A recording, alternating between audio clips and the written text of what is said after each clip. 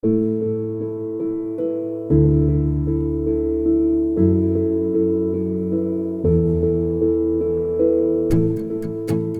Manolo, sin mucha transición, adelante. Sí, voy a tratar de ser lo más breve y sucinto posible, pero usualmente cuando uno se compromete en estas cosas miente vilmente, así que trataré de no mentir eh, en esta ocasión.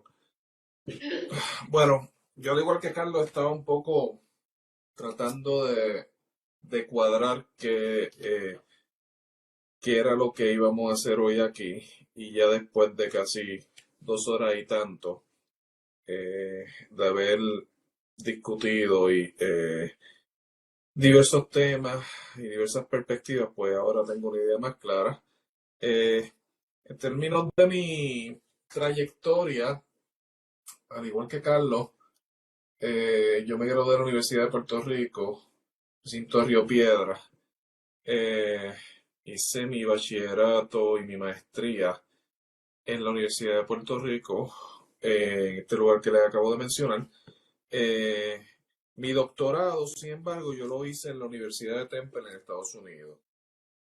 Eh, por consejo de Fernando Picó, eh, me, me recomendó seguir estudios en el área de Estados Unidos, particularmente Estados Unidos contemporáneo, historia política de Estados Unidos, diplomacia, relaciones internacionales con una mirada también hacia Latinoamérica y el Caribe.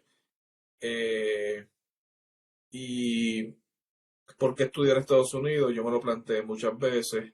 Es una historia, es un tipo de historiografía un poco diferente al tipo de historiografía que yo usualmente estaba acostumbrado a, o me manejaba de una manera más relajada en la universidad, tratando temas de Latinoamérica y el Caribe.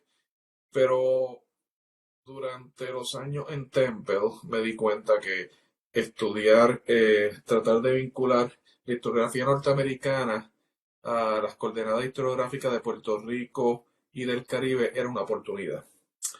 Eh, en la Universidad de Puerto Rico tenemos una tradición de una reflexión teórica sobre la disciplina bastante sólida, por lo menos en los tiempos que Carlos y yo transitábamos por ese lugar y teníamos profesores como Pedro eh, eh, que enfocaban o nos invitaban a reflexionar en temas teóricos en torno a la representación eh, de la historia, a, a las utilidades del lenguaje en esa representación eh, y a la discontinuidad. A mí me parece que durante los años finales 80, 90 y principios del nuevo milenio fuimos afortunados en términos de que el Departamento de Historia, entre todas las precariedades que pudieran haber existido, estuvo enfocado en hacer una reflexión profunda sobre la disciplina, tanto en Puerto Rico como fuera de Puerto Rico. Entonces, esas herramientas a mí me vinieron muy bien en términos de que cuando yo llego a Temple, me topo con una serie de profesores de los 60 y de los 70. Eso a mí me permitió hacer una combinación muy interesante en términos de cómo reflexionar la historia de Estados Unidos en función a temas de la historia de Puerto Rico y del Caribe, particularmente en áreas como el coloniaje y el imperio, y verlo desde una perspectiva más Foucaultiana, donde se plantean las discontinuidades. Entonces, es en ese contexto que yo inserto mi reflexión sobre la historia de Estados Unidos en el Caribe. Eh, Dos proyectos que yo he discutido a lo largo de los años en las conferencias de la MEC y en los seminarios de que ha auspiciado el MORA y que tan generosamente nos ha invitado Laura y todo el staff de allá, ha sido los proyectos del nuevo trato, del liberalismo norteamericano de la década del 30. Y cómo ese liberalismo, por ejemplo, como esa presencia de ese Estado liberal norteamericano, reta nociones duras del nacionalismo en Puerto Rico, en términos de que refleja unas hibridizaciones y unos retos a la historiografía nacional. La década del 30 en Puerto Rico es una década muy densa y tradicionalmente se representa con líneas sobre el nacionalismo, la búsqueda de una identidad nacional. Entonces, la llegada de los programas del nuevo trato en ese contexto, lo que presentan es otro panorama en el cual hay una población colonial que está negociando las dádivas del liberalismo norteamericano del nuevo trato ante la depresión como medio de subsistir y de establecer una serie de negociaciones cotidianas con el llamado imperio. Entonces, en ese contexto, el concepto de imperio se convierte en un registro extremadamente poroso, lleno de negociaciones, lleno de lealtades que apuntan a que el verdadero compromiso y el verdadero disloque, o pudieran sugerir que el verdadero disloque del colonialismo no es tanto la opresión como el gusto por la modernidad. Y eso tiene unas repercusiones para la manera en que se concibe el conocimiento histórico, la narración histórica, particularmente en el presente, donde se están recurriendo a identidades que fueron fraguadas en el pasado para justificar una historia, quizás desde un registro de una superioridad moral, que es lo que está ocurriendo lamentablemente en la manera en que se está concibiendo la historia por la diáspora puertorriqueña en Estados Unidos. Eso es un debate que queda abierto y que hemos discutido abiertamente y por debajo de la mesa, pero que tiene unas repercusiones para la manera en que se está reflexionando la historia en Puerto Rico en estos momentos. O sea, es un poco alejarnos de esta imagen del imperio malo y movernos a un área donde el imperio es un área extremadamente porosa de intercambio, de negociación, tal y como lo reflexionó en su momento Subaltern Studies, Ranajit Guha, Partha Chatterjee. O sea, no, esto es una reflexión que lleva mucho tiempo y que se ha capturado en diferentes debates teóricos del coloniaje y de la poscolonialidad y de la colonialidad del poder, que son debates que trabajan el asunto del coloniaje desde diferentes registros y con diferentes propósitos, ¿no? Actualmente, como mencioné, uno de esos propósitos es establecer una especie de, de virtuosidad moral y ética en la misión de lo que es establecer un conocimiento histórico, y eso trae otra serie de problemas. Pero en todo este tipo de debate, Estados Unidos juega un papel primordial, particularmente en lo que conlleva su relación con la América Latina y el Caribe. Entonces, hay otra dirección de mi estudio que está dirigida a la Guerra Fría, ¿no? Y que también sigue una línea similar en términos de cómo la Guerra Fría, hablo particularmente del programa de refugios antinucleares, eh, se da en Puerto Rico como una especie de oportunidad para apuntalar las relaciones de la isla con los Estados Unidos en términos de cómo Puerto Rico se ajusta a lo que está planteándose como defensa nacional. O sea, vamos a proteger la población en Estados Unidos de un ataque nuclear.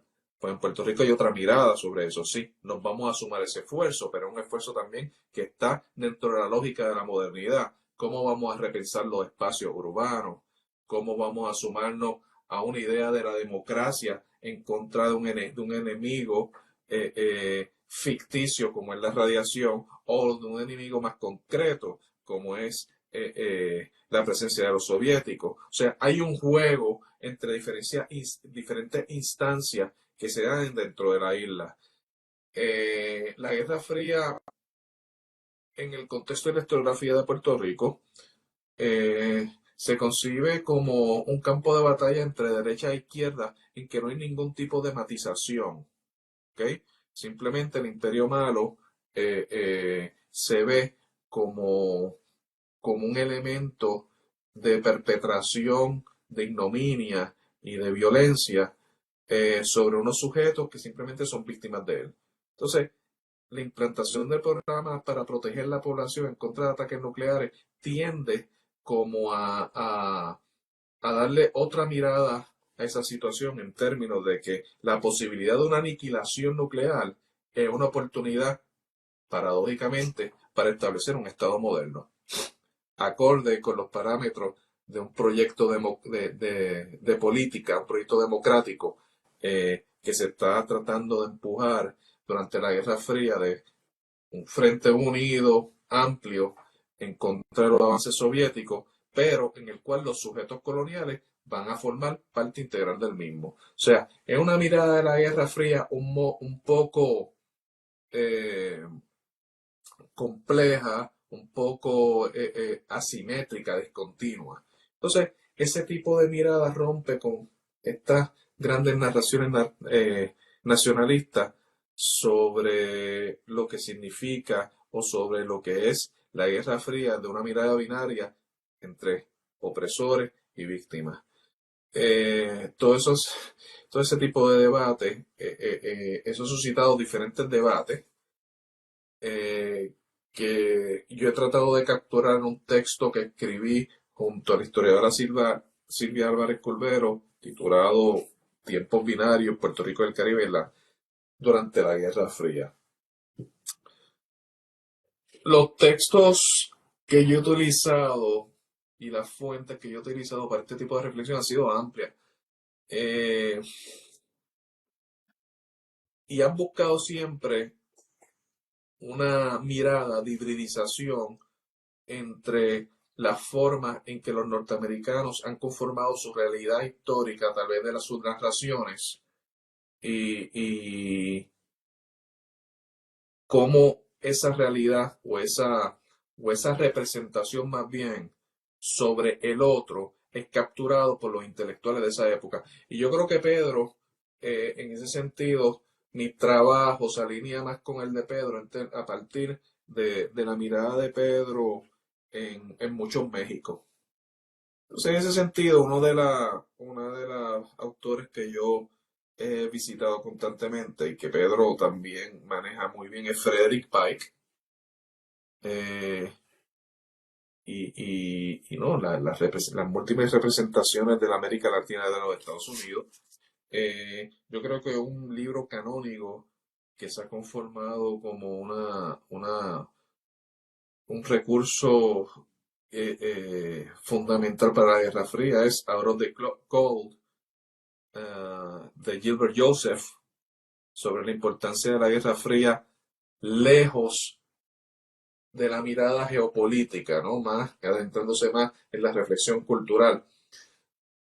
Y eso me lleva a pensar, esa crítica, a que una de las grandes temáticas de estos seminarios ha sido el asunto geopolítico, como un fantasma que nos ha perseguido durante demasiado tiempo en las discusiones que hemos tenido aquí. Y no deja de sorprenderme lo sólido que es. Ha resistido todas las inclemencias del tiempo y de la crítica y vuelve, aparece y reaparece. Entonces, me hace... Un momentito, tengo aquí un inquilino que tengo que sacar. Ok. Disculpen la interrupción canina. Entonces, es recurrente, o sea, textos como los de Joseph replantean una nueva o sugieren un nuevo acercamiento a la geopolítica en América Latina, tal y como la conciben los norteamericanos, en términos de escuelas, de del balance del poder, quizás de, de, de mirada econométrica y binaria, y adentrándose más en la centralidad de los sujetos sin caer en, en los clichés de la historia desde abajo, sino más bien dentro del ámbito de la negociación, del replanteamiento de poderes, eh, de la manera de ubicarse en las realidades y en los rincones del poder. Entonces, ese tipo de complejidad es la que trae esta nueva literatura.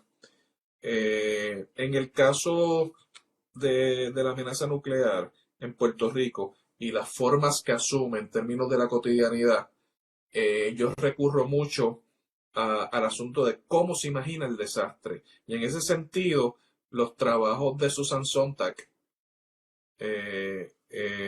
su libro de la interpretación sobre los otros y su ensayo La imaginación del desastre, cómo imaginar un desastre que nunca va a llegar y cuáles son las consecuencias de la preparación ante ese desastre que no llega, es un poco la línea que yo he seguido en los estudios sobre la Guerra Fría en Puerto Rico, particularmente este asunto de las amenazas nucleares. En este momento, yo estoy trabajando, estoy como en tránsito de otros temas eh, que tienen que ver más con el asunto de la cultura material como documento histórico. Estoy trabajando ahora en el Museo Smithsonian y eso me ha dado la oportunidad de poder reflexionar sobre otras metodologías a partir de la cultura material. Particularmente estoy trabajando ahora varios proyectos, algunos de ellos son tan relacionados a cómo el Smithsonian es una institución que lleva ya más de 150 años en estos haberes y básicamente estoy estudiando cómo los colectores del Smithsonian en diferentes épocas, las personas, los curadores del Smithsonian, concebían la cultura material que extraían de la América Latina y qué representación le daban a través de la documentación y de los exhibits.